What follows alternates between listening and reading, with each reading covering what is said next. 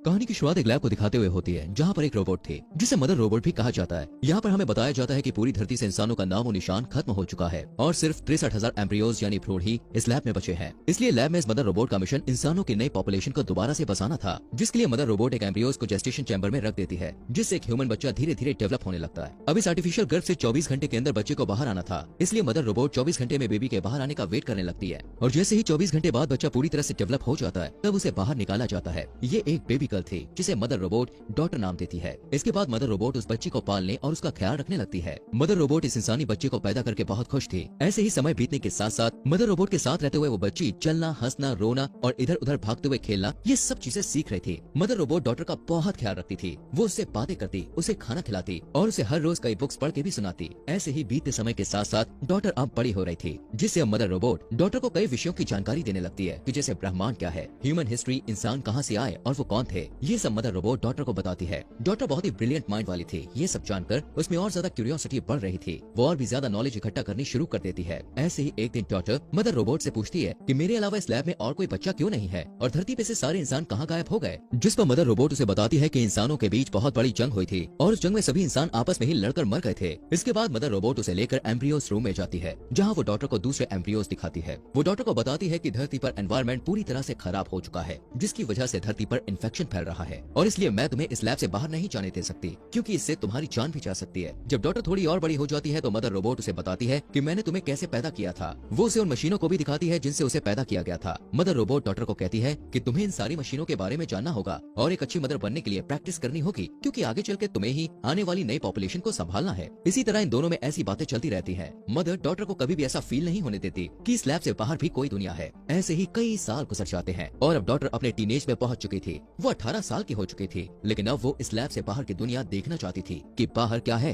Daughter हमेशा सुबह उठकर ब्रेकफास्ट करते हुए अपने टैबलेट पर वीडियोस देखा करती थी। एक दिन मदर रोबोट के हाथ में कुछ प्रॉब्लम हो जाती है, जिसके लिए वो डॉटर के पास जाती है और डॉटर मदर रोबोट के हाथ को ठीक कर देती है। यहाँ पर मदर रोबोट देखती है कि उसने एक परफेक्ट ह्यूमन बीइंग को क्रिएट किया है। डॉटर काफी हेल्दी थी और हमेशा दूसरों की मदद करती थी। ऐसे ही समय बीतता जाता है। एक दिन डॉटर को नींद नहीं आ रही थी, इसलिए वो कुछ वीडियोस देखने लगती है। वही मदर रोबोट खुद को रिचार्ज कर रही थी कि तभी अचानक एक इंसिडेंट होता है और इलेक्ट्रिसिटी चली जाती है। डॉटर मदर रोबोट को ढूंढने जाती है और देखती है मदर रोबोट की पावर भी खत्म हो गई है। इस वजह से डॉटर इलेक्ट्रिसिटी को ठीक करने के लिए जैसे ही कंट्रोल रूम में जाती है तो वहाँ वो देखती है कि एक चूहे ने लाइट की तारों को काट दिया है, जिससे लाइट चली गई थी। चूहे को देखकर डॉटर काफी ज्यादा हैरान और खुश होती है, क्योंकि इससे पहले उसने ऐसा कुछ भी नहीं देखा था। वो उसे पकड़कर एक बोतल में बंद करके कटी हुई वायर को ठीक करती है और जब इलेक्ट्रिसिटी आती है तब डॉटर उस चूहे को देखने लग जाती है। वही मदर रोबोट पूरी तरह रिचार्ज हो जाती है। यहाँ पर डॉटर मदर रोबोट को वो चूहा दिखाती है, जिसे देखकर मदर रोबोट थोड़ा घबराई हुई कहती है कि इस चूहे के अंदर आने का मतलब है कि एयरलॉक में कुछ गड़बड़ है, जिस वजह से बाहर की प्रदूषित हवा हमारी लैब में लीक हो रही है। वो कहती है कि हो सकता है ये चूहा भी इन्फेक्टेड हो। इतना कहते हुए मदर रोबोट डॉटर के सामने ही उस चूहे को जला देती है।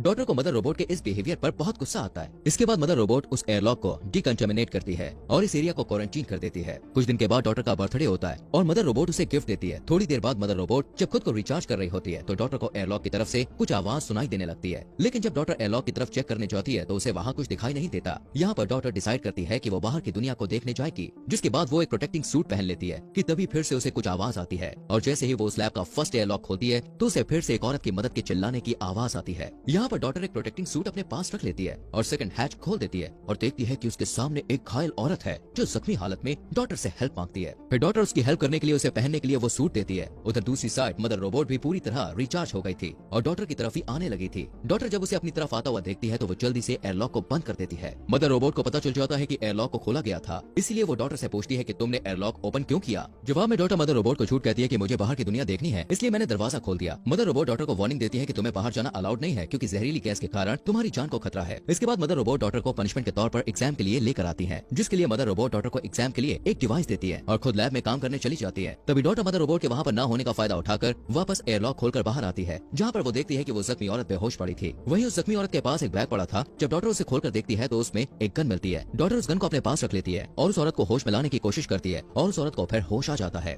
यहाँ पर डॉटर ये सोचने लगती है कि मदर रोबोट ने मुझे बताया था कि इन्फेक्शन की वजह से धरती पर सारे इंसान खत्म हो चुके हैं, इसलिए डॉटर उस औरत को देखकर बहुत ज्यादा हैरान होती है और बाहें फैलाए हुए इन्फेक्शन का कोई भी असर उस औरत पर दिखाई भी नहीं दे रहा था। डॉटर उस जख्मी औरत को लेकर लैब में जाती है और उसे वहाँ पे छुपा देती है और उसके लिए मेडिसिन लेने चली जाती है। मेडिसिन ढूंढते वक्त डॉटर को थोड़ी चोट लग गई थी, लेकिन तभी वो मदर रोबोट को उस रूम के बाहर से गुजरता हुआ देखकर छुप जाती है। वहीं वो औरत लैब में मदर रोबोट को देखकर घबरा जाती है। वो जल्दी से डॉटर को उसकी गन देने लेने को कहती है। अब डरी हुई डॉटर उसे उसकी गन वापस दे देती है। उस औरत की हरकतें देखकर डॉटर और भी ज्यादा घबरा गई थी। वही मदर रोबोट वापस एग्जाम रूम में जाती है और डॉटर को वहाँ ना पाकर उसे ढूंढते हुए डॉटर और उस औरत को एक साथ देख लेती है। तभी मदर रोबोट को देखकर वो औरत मदर के ऊपर गोलियां चलाना शुरू कर देती है, जिनके बाद मदर रोबोट पर कोई भी असर नहीं होता। मदर रोबोट उसे पकड़कर काफी टॉर्चर करने लगती है, लेकिन ये देखकर डॉटर मदर रोबोट को उसे मारने से रोक लेती है। टॉर्चर की वजह से उस औरत को काफी चोट पहुंची थी, इसलिए डॉटर मदर को उसकी हेल्प करने के लिए कहती है। डॉटर की बात मानकर मदर रोबोट उस औरत को छोड़ देती है और उसका ट्रीटमेंट करने के लिए उसे वहाँ से मेडिकल रूम ले जाती है। मदर रोबोट डॉटर को रूम के बाहर वेट करने को कहती है। अब यहाँ पर मदर उस औरत को ठीक करने के लिए उसे पेंसिलिन का इंजेक्शन देने के लिए आगे बढ़ती है, पर वो औरत पेंसिलिन इंजेक्शन लेने से मना कर देती है, जिससे मदर रोबोट वहाँ से जाने लगती है। तभी डॉटर मदर रोबोट से पूछती है कि आपने मुझे झूठ क्यों बोला कि बाहरी दुनिया में इंसान खत्म हो चुके हैं। मदर उसे बताती है कि मुझे भी कुछ समझ में नहीं आ रहा है कि बाहर दुनिया में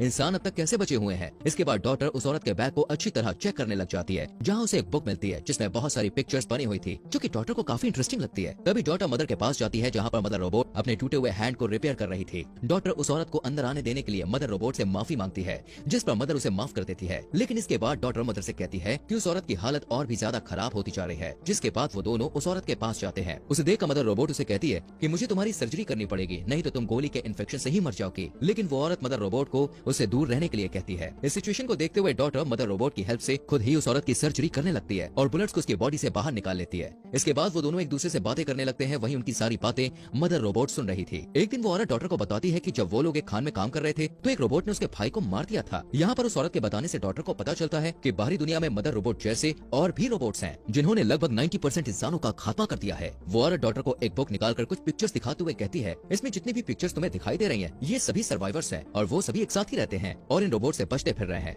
क्योंकि जैसे ही कोई रोबोट इंसान को देखता है तो उसे तुरंत मार देता है। वो औरत डॉटर को मदर रोबोट के साथ न रहने को कहती है। अब जब इन दोनों की बातचीत चल रही थी तभी इसी बीच मदर रोबोट वहाँ आ जाती है और डॉटर को एग्जाम के लिए अपने साथ ले जाती है। अब क्योंकि मदर रोबोट ने उस औरत की सारी बातें सुन ली थी, इसलिए वो डॉटर को कहती है कि उस औरत की बातों पर तुम्हें ध्यान नहीं देना चाहिए, क्योंकि वो झूठ बोल रही है। इसके बाद मदर रोबोट डॉटर का साइकोलॉजी, फिजिकल और मेडिकल टेस्ट लेती है, जिसमें डॉटर काफी अच्छा स्कोर करती है। इसके लिए मदर रोबोट उसे रिवॉर्ड देने के लिए एम्ब्रियोज रूम में ले जाती है और उसे कहती है कि इन एम्ब्रियोज में से किसी एक एम्ब्रियो को सिलेक्ट कर लो। अब डॉटर को शुरू से ही अपना एक भाई चाहिए था, इसलिए वो एक मेल एम्ब्रियो को चुनती है। रात में जब मदर रोबोट रिचार्ज हो रही थी तब डॉटर मदर रोबोट के ब्रो के नाम की हेल्प से उस कैबिनेट को ओपन करती है जहाँ बुलेट्स रखी हुई थी। यहाँ पर डॉटर को पता चलता है कि मदर रोबोट उससे झूठ बोल रही है, क्योंकि मदर रोबोट ने डॉटर से पहले 3 और एम्ब्रियो से जो बच्चे पैदा किए थे वो बच्चे भी पूरी तरह से डेवलप हो चुके थे। और जैसे ही वो बच्चे बड़े हुए तो मदर रोबोट ने उनका टेस्ट लिया था, जिसमें उन बच्चों ने अच्छा स्कोर नहीं किया, जिसके लिए मदर रोबोट ने उन बच्चों को शूट करके मार डाला था। थोड़ी छानबीन करने पर डॉटर को वहाँ उन बच्चों की हड्डियां भी मिलती है। ये देखकर डॉटर मदर रोबोट से काफी ज्यादा निराश हो जाती है। वो पूरी तरह से अंदर से टूट चुकी थी और वहीं बैठकर रोने लगती है। वो सोचती है कि जिस मदर रोबोट ने उसका ख्याल रखा उसके लिए इंसानों की कोई वैल्यू ही नहीं है। डॉटर रोते हुए वापस उस औरत के पास जाती है और वो औरत उसे अपने साथ चलने को कहती है, लेकिन डॉटर उसके साथ जाने से मना कर देती है। डॉटर कहती है कि उसने भाई के तौर पर जिस एम्ब्रियो को चुना है वो कल बाहर आने वाला है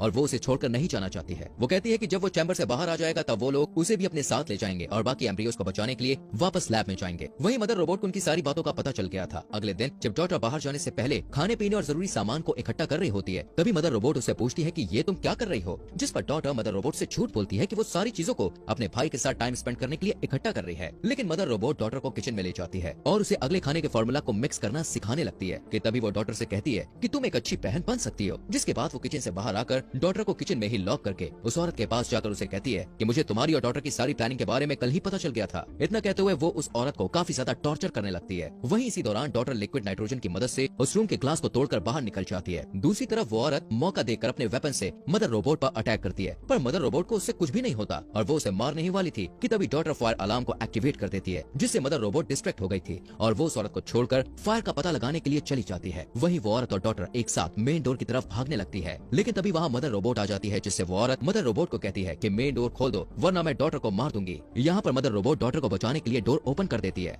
अब वो औरत डॉटर के साथ बाहर निकल जाती है। बाहर की दुनिया पूरी तरह से बर्बाद हो चुकी थी। वहाँ इंसान, पेड़ पौधे और जानवरों का नामो निशान नहीं था। यहाँ तक कि जमीन भी पूरी तरह से बंजर हो चुकी थी। किसी तरह डॉटर और वो औरत वहाँ से भाग जाते हैं। भागते हुए डॉटर देखती है कि कुछ रोबोट्स वापस से दुनिया को बेहतर बनाने की कोशिश कर रहे हैं। कुछ टाइम बाद वो औरत डॉटर को लेकर एक कंटेनर पर पहुँचती है, जहाँ डॉटर पहली बार ओशन को देखकर बहुत खुश थी, लेकिन वो हैरान थी कि बाकी के सर्वाइवर्स कहाँ हैं। जब वो उस औरत से ये सवाल पूछती है तब वो औरत बोलती है कि वो लोग काफी साल पहले माइंस में रहा करते थे, पर खाना न मिलने की वजह से बाकी सर्वाइवर मर गए, जिससे वो रोबोट से बचने के लिए इस कंटेनर में रहकर ही जिंदगी जीने लगी थी। वो डॉटर को बताती है कि अब पूरी दुनिया में कोई भी सर्वाइवर नहीं बचा है और वो दोनों ही आखिरी 2 इंसान है। ये बात सुनकर डॉटर काफी हैरान परेशान हो जाती है और रोने लगती है और कहती है कि तुमने मुझसे कितना बड़ा झूठ बोला। तभी वो उस औरत से कहती है कि मुझे अपने भाई को बचाना है और वो वापस लैब की तरफ जाने जाने लगती है। जब वो लैब तक पहुंच जाती है तो वो देखती है कि लैब के आगे बहुत सारे रोबोट्स खड़े होकर लैब को सिक्योर कर रहे हैं। वो रोबोट्स डॉटर को स्कैन करके उसे लैब के अंदर जाने की इजाजत दे देते हैं। यहाँ पर डॉटर काफी ज्यादा घबराई हुई थी, इसलिए वो एक कुल्हाड़ी उठा लेती है और अंदर जाने लगती है। अंदर जाकर वो देखती है कि मदर रोबोट एक न्यूबॉर्न बेबी की देखभाल कर रही है। जब मदर रोबोट डॉटर को देखती है तब डॉटर कहती है कि उसे अपने भाई को पास से देखना है। इस पर मदर रोबोट उसे कुल्हाड़ी छोड़ने के लिए कहती है। तभी मदर रोबोट डॉटर को सारी सच्चाई बताने लगती है कि मैं एक आर्टिफिशियल इंटेलिजेंस रोबोट हूँ और मैं ही बाहर की दुनिया के सारे रोबोट्स को कंट्रोल करती हूँ और धरती के सभी इंसानों को खत्म करने का प्लान मेरा ही था। फिर मदर रोबोट डॉटर से कहती है कि मुझे डर था कि इंसान आगे चलकर खुद तो एक दूसरे से लड़कर खत्म होंगे ही, साथ ही साथ वो इस प्लैनेट को भी बर्बाद कर देंगे, इसलिए मैंने इंसानों को खत्म करने का प्लान बनाया। जिसके बाद रोबोट्स ने इंसानों का खात्मा कर दिया। वो बताती है कि लेकिन मैं इंसानों को सेकंड चांस देना चाहती थी, इसलिए मैंने कुछ ह्यूमन एम्ब्रियोज को सेव कर लिया था ताकि उनकी मदद से मैं इंसानों की एक नई जनरेशन को दोबारा से खड़ी कर पाऊं और वो ह्यूमंस एक दूसरे के साथ प्यार से रहें और अपने प्लांट का भी ख्याल रखें। तभी डॉटर कुल्हाड़ी को नीचे रख देती है और अपने भाई को गोद में उठा लेती है। इसके बाद डॉटर मदर रोबोट से पहले के 3 बच्चों को मारने का कारण पूछती है,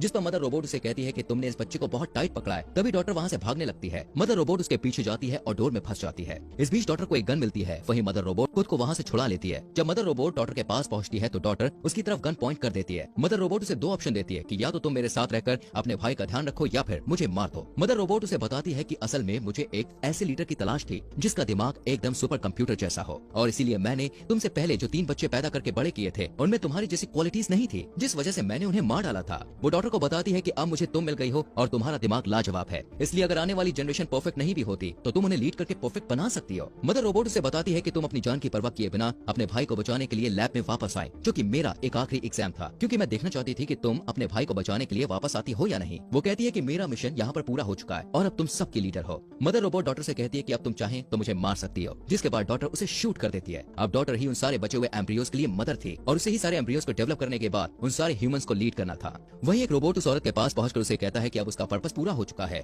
जिसके बाद वो उस औरत को मार देता है। इससे हमें ये पता चलता है दोस्तों कि वो औरत इसलिए जिंदा थी क्योंकि मदर रोबोट ने उसे इस